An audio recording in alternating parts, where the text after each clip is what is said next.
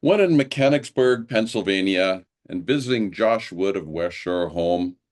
What do you do? Well, record a podcast in the WestShore Home studio. I felt like a pro, if only for a little while. Welcome to another special edition of the Better the Pond Pondcast. Now, this is the second time that I've had Josh on the podcast, and it's for good reason.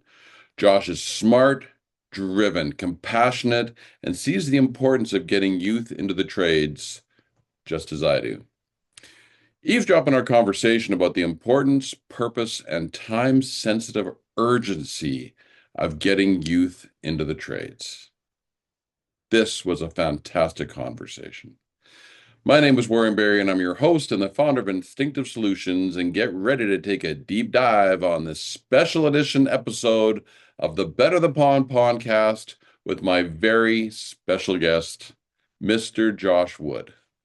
So now this is an absolute one-of-a-kind pondcast in Mechanicsburg, Pennsylvania, in the home of WestShore Home. Yep. With my now good friend. Hey.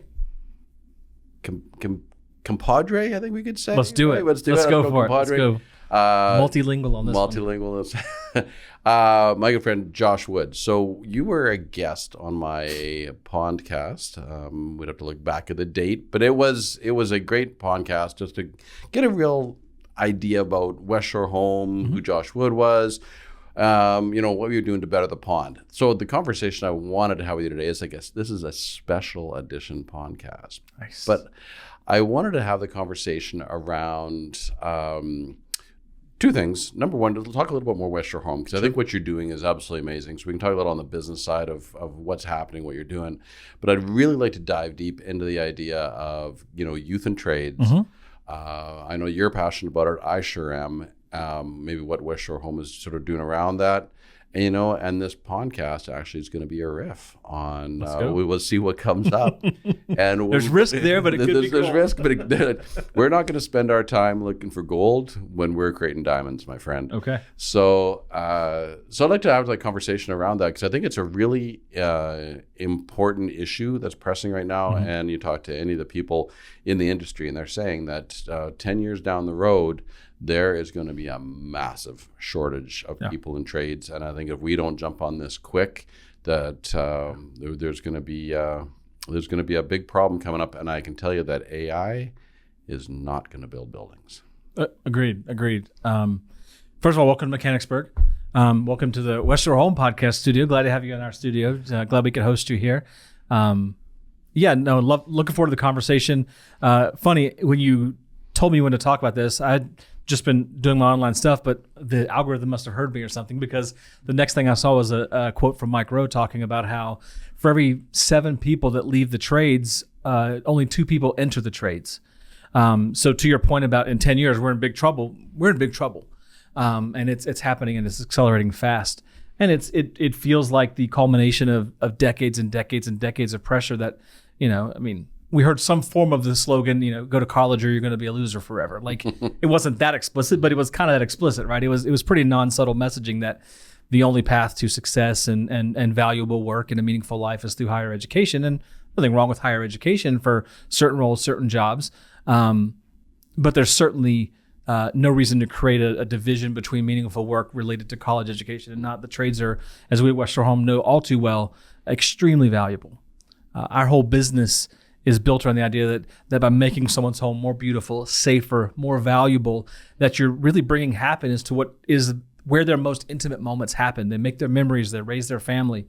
And to be a part of that story, there's nothing short of meaningful in that work. That's good work. That's work you can be proud of. And so we have 800 tradesmen and women who go out in homes every single day and put smiles on people's faces. We've helped people age in place. They didn't have to go into assisted living facilities. They could stay in their own homes. We've helped people, be able to bathe their kids in a place that they thought was safe and clean, and just all the wonderful things we've been able to do for people through remodeling their home, that there should be absolutely no shame or stigma. There should be nothing other than enthusiasm about the trades in both of our countries. Yeah, absolutely. So interesting enough, if you look at, I can tell you when I grew up, that if you didn't, if you didn't go to academia, you're going to be a loser. Right? So, you're going to be the doctor, the lawyer, those kind of, there's stigmas. But there was also the route of sports that, the kids can baseball or hockey, and they can go up and they can go through that route and get an education that way. Yeah. But what I, really noticed is especially when I grew up, was the kids who were sort of in that in-between space had no idea where they wanted to go. They were kind of lost. Yeah. And, just think about if you were going to be, the dumb kid who then went into the trades. And, if you're coming in with even that mindset at all, or been told that mindset, is at that point, how do you get really any pride, joy, into the work that you're doing? There's the hands-on work, which is great, but you're still coming in with the mindset of, well, I guess I can't do anything else. I guess I'll have to do this. And, that's one of the things that I would really love to be able to do, is change that narrative. Sure. Well, you see the impacts, right? Working with, tradespeople all the time, you'll meet people a lot of time. And I like to think that over time, WestShore Home changes this, but they do take that externally imposed stigma with them, and it creates sort of an us versus them mentality. So like, even when there is a good job opportunity, a good chance, there's still this, you have to fight this urge to sort of say, well, we're just down here on the low end of the totem pole being mistreated. WestShore Home seeks to not mistreat any of its employees, right? We treat them very well, give them opportunities, but you still got to fight that industrial thing, or that the industry-wide mindset of these are people who were told their work isn't meaningful, their lives were going to be less than, their options would be less than. And I mean, I just think it's easy to factually disprove that, but then unraveling that emotional connection with all the messaging you heard your whole life is a totally different thing. And to your point, being able to bridge that gap and talk to people before they've made decisions on their workforce, or the decisions have been made for them based on their academic test results, being able to talk to them then and get them excited about something. I mean, I had a friend early elementary school. We lost touch after a while, but he falls exactly into that trap you're talking about. This a smart kid who could just build anything, right? I mean, 6 years old, and I went over his house, and he's like getting wires and batteries and tape and just like building stuff, electronics, right? Complex electronics for a 6-year-old, and just totally lost because didn't fit in school, right? Couldn't sit still, couldn't follow the plan of sit there, shut up, and digest this stuff, and just ended up having a pretty miserable life to this point, just because he couldn't find a pathway that anyone thought was meaningful, and it's internalized that. And you hate to see it, because this is someone who had the skills and ability to do anything they wanted to do, but allowed other people to limit their options for them. So interesting. Yeah, 6 years old and already being awesome, right? Yeah. One of the things that was going through my head is you're looking at WestShore Home, and how many 800 tradespeople? Roughly, yeah. Roughly? That's yeah. Amazing.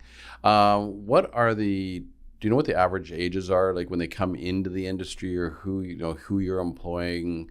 And do you have some of these younger people? Are they coming into the trades? Are they coming in because it's WestShore Home? And what are you doing to attract them?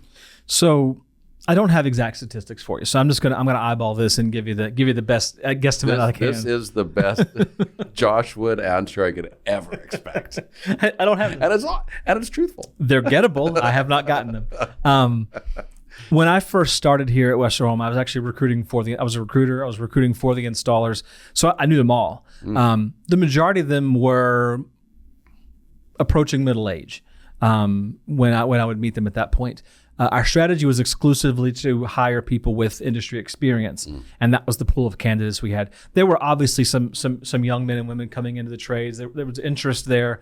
Some people that I think the first guy I hired is now a corporate director in the company. Did great for himself. He was 22, 23 when we hired him. So there was certainly an element of people who knew that was their path, but the overwhelming majority were, I would say, mid-late 30s, even 40s, some in the 50s.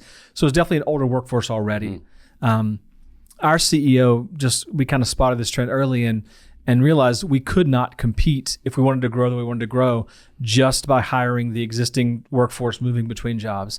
It wasn't going to allow us to reach the volume that we wanted to reach the growth objectives and the missional objectives that we had. So he quickly invested in training apparatus for the company to allow us to create the skill set.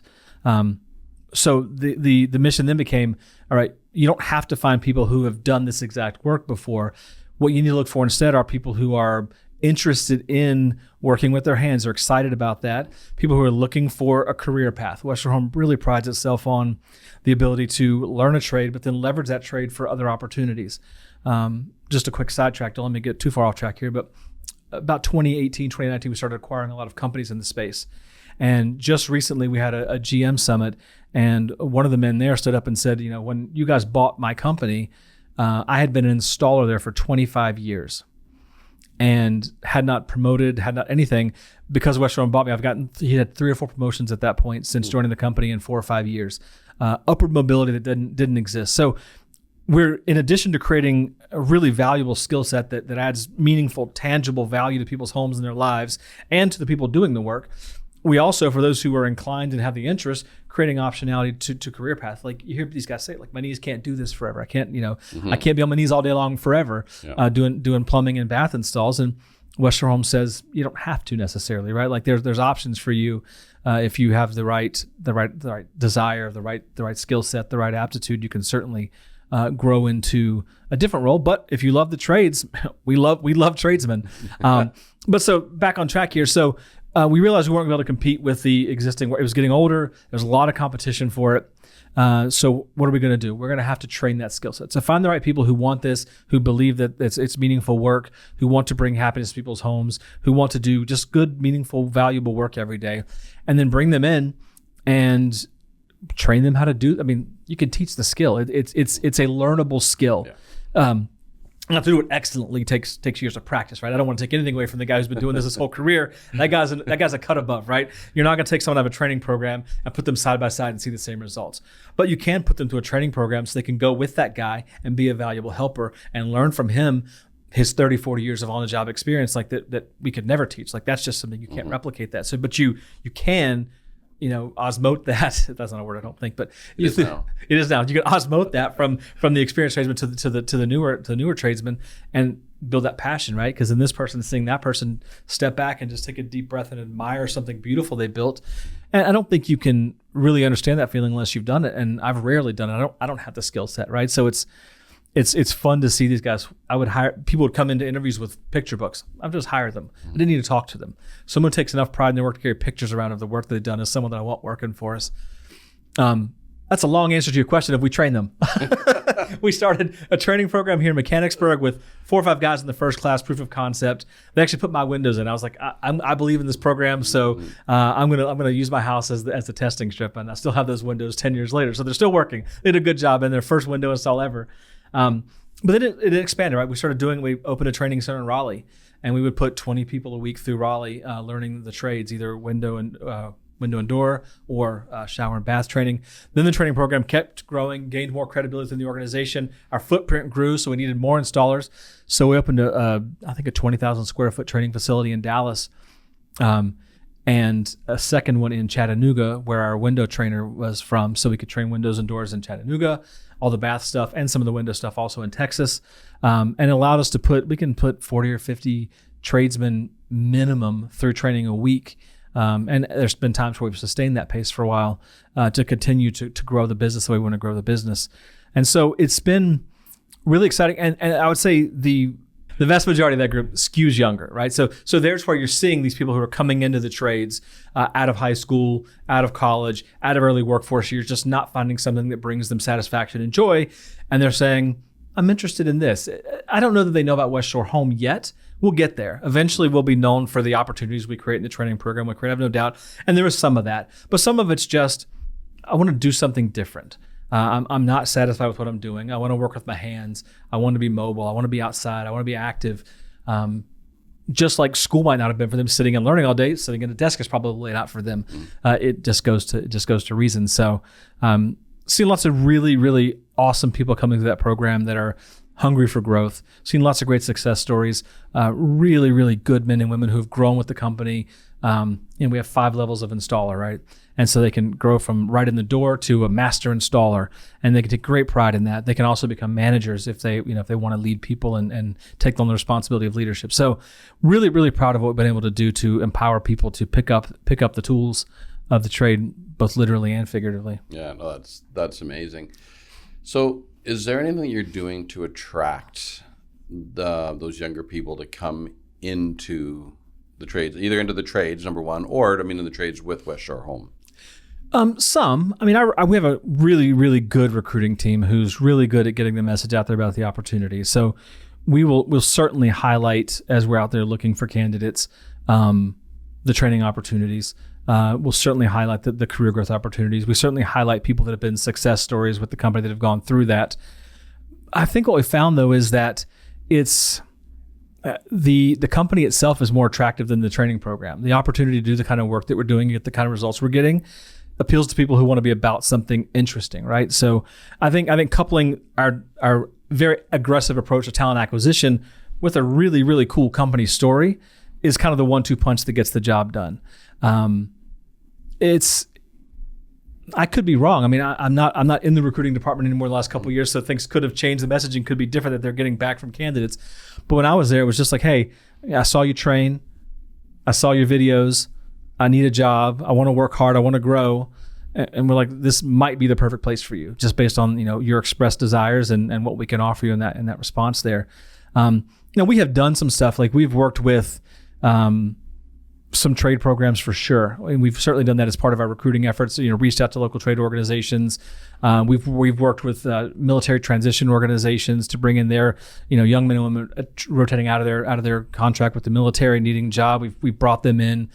We've done work even with other places where just like I want to learn after secondary education didn't happen, workforce I need to learn a skill. So they go through like a trade program in a community, and then we've partnered with them too. So we've done those sorts of things. What we haven't done yet is a national campaign promoting our training program.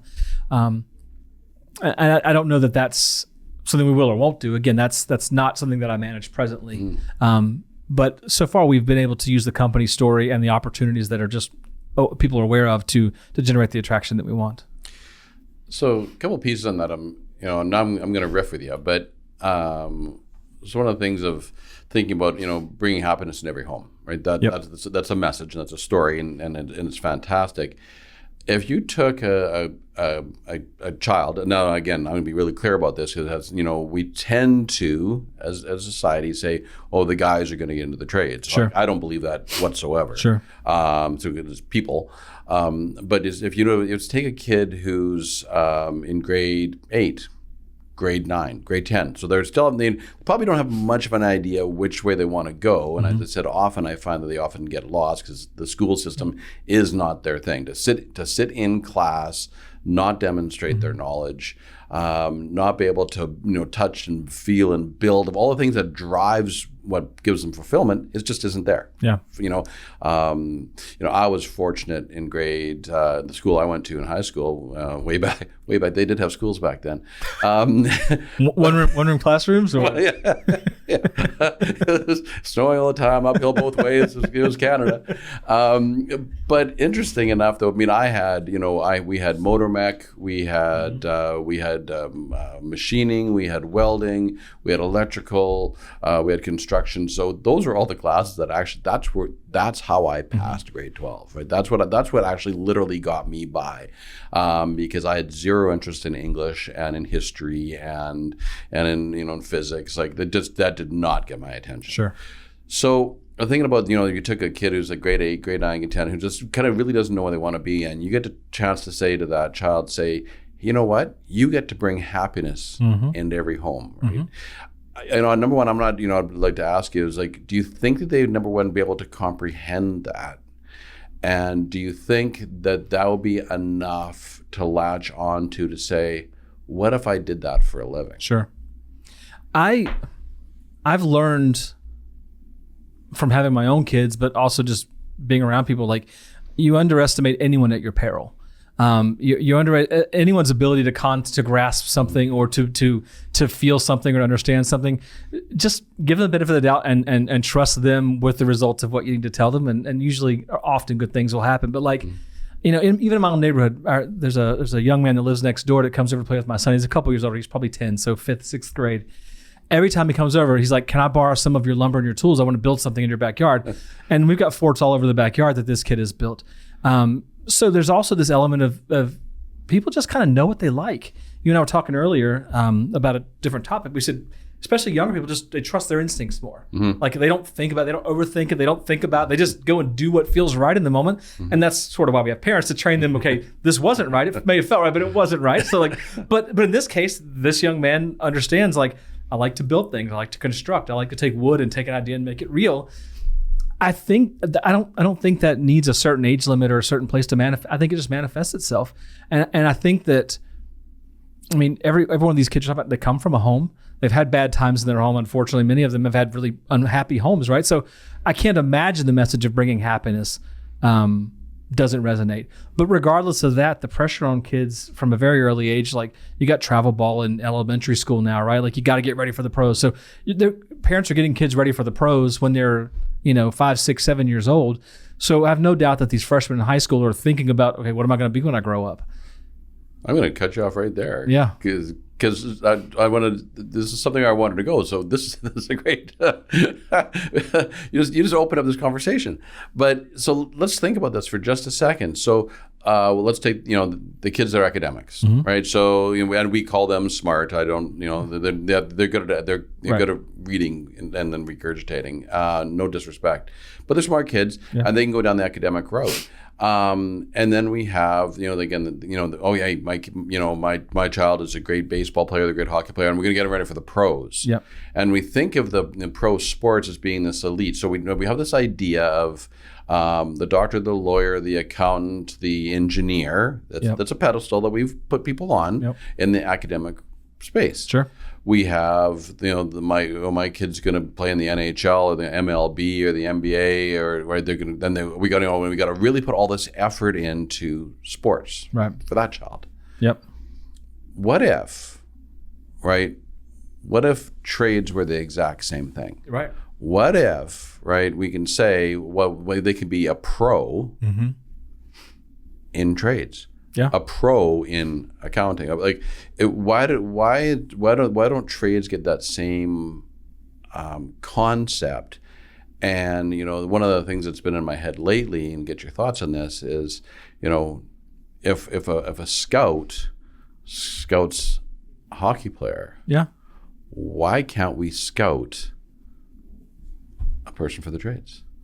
I completely agree with that. A little inside baseball for your viewers. Like, I think you and I want to call when you had this idea the first time. I think I remember that light bulb moment for you. So it's kind of exciting to hear that it's still there, right? Because I was there for the birth of this idea. So I'm excited that it's still out there because it just jumped out. I was like, that's cool. First of all, in defense of the smart kids, I was one of the smart kids that they talked about. You don't want me touching tools. You don't want me working on your house. So in defense of the smart kids, we're okay. We're okay. Reading is an okay thing to do, man. You're the smart one, right? You can have all that. I'll build it for you, right? Please, exactly. Together. My wife and I, she's like, we had to buy a new dishwasher. Like, can't you install it? I'm like, I could. But you don't want that. But 7 days later and 4 floods, I don't think that's really going to work out. We're going to have to call a installer and a repairman. Why don't we just call the repairman or the installer first? And the insurance company. Yes. So yeah, we're not all so inclined, unfortunately. And again, look, you don't want to.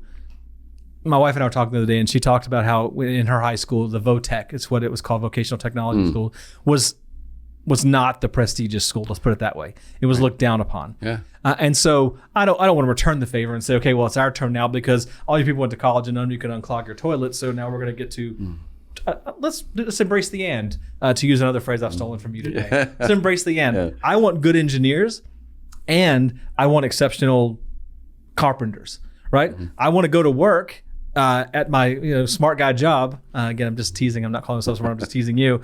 In a building that's not going to fall down and collapse around me, right? Like I want to embrace the and. I want work to be evaluated for the value it provides, not the perceived level of intelligence or effort or whatever hot intangible there is at the moment that people use to define themselves. Does the work add value? Does the person who did it find value in it? I'm good with that, so long as it's legal, moral, and ethical. All the usual caveats, right? Sure. But so I'm cool with promoting the trades. I also want my doctors to be highly qualified. Let's promote them all. Let's embrace the and there. Let's get good there. But I completely agree with that. I wish there was a way to snap my fingers and destigmatize that sort of vocational education, and do exactly what you said, right? I think it'd be a brilliant recruiting strategy, frankly. I think someone could make $1 billion, doing this as a for-profit, just going around and saying, I'm gonna go scout VOTEC schools in local areas, get in good with the professors, establish a hire rate so I can go to companies and say, I've got a 90% hire rate, send me all your VOTEC graduates, I'll get them jobs, and just demonstrate the fact that you can come out of school with no debt and none of the burden. I mean, I went to community college for the first 2 years, went to university for 3 years. It took me 21 years to pay off my loans for a degree I used for 2 years. Right? Like, do I regret it? No. Do I regret it? Yes. Yes, I do. I wish I didn't do that. So imagine if I wasn't 22 years old, making $25,000 a year with $1,200 a month in student loan payments. Imagine how different my life could have been if instead I had a skill, I was actually making money, not losing money every month, not kiting checks, not borrowing from the payday loan companies just to pay the groceries. Like, it's tough when you have that. Well, maybe there's another path. Maybe there's something else we can do. I think the idea of having people go around and scout those things. I think there has to be a larger conversation at almost a national level, though, to really kick something like this off, because it's. And I'm not saying that to discourage. I'm saying it to get excited about the idea of having a national conversation. It's just so ingrained in the culture that technology. I mean, AI is all anyone talks about now. Yeah. Technology, and good. There's a lot of value in that. Absolutely. There's a lot of value in that. It's gonna make things more precise. It's gonna make things better, faster, easier, more cost effective for consumers. It's gonna be good. But AI is not going to install the bathroom renovation. AI is not going to install the windows. AI is not going to install the doors. No. I mean, it can help in the process by getting accurate measurements, but someone's got to cut, someone's got to lift, someone's got to install, someone's got to caulk it, someone's got to make it look beautiful, someone's got to make sure it meets code, someone's got to make sure it's insulated. Like, yes. And someone has to care for your customer. Right, of course. Especially our customers. Our customers do not want impersonal, indifferent computers doing their work for them. They want people at their kitchen table, caring about them and their home and their dreams, and showing them that we can make your dreams come true. And so I would love to see that national conversation. I love that there's more and more people coming out in a position of prominence and talking about the value of hard work and the trades, and sort of re-energizing that conversation. But there's a ton of work to do, as you well know, to really shift that conversation from technology.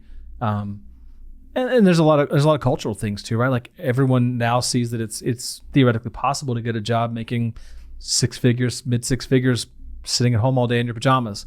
And that's nothing says, why would you work hard when you can do that, right? And so I also think we got to address the true value of work at some point, right? We got to think through that and make sure that there's a lot of companies out there that look for the lowest cost labor they can get, and they try to just wring every last penny out of people. One of the reasons I'm proud to work here is there's a clear and defined and obvious path on how you can grow not only your career but your earning potential too, right? And you can treat people well doing that. And so there's a whole cultural shift that needs to start to happen. But once it does, I think it'll be fueled by necessity too, right? I think we're going to get to a point in 10 years now where there's no one to call when my bathroom floor just collapsed because my toilet's been leaking for six years. I didn't know it. And there was a hole in my house and there's nobody working. And when they do come out, it'll be 3 weeks from now and it's going to cost me emergency rates. It'll happen then out of necessity, but it'd be cool if it could happen before that out of just a sense of,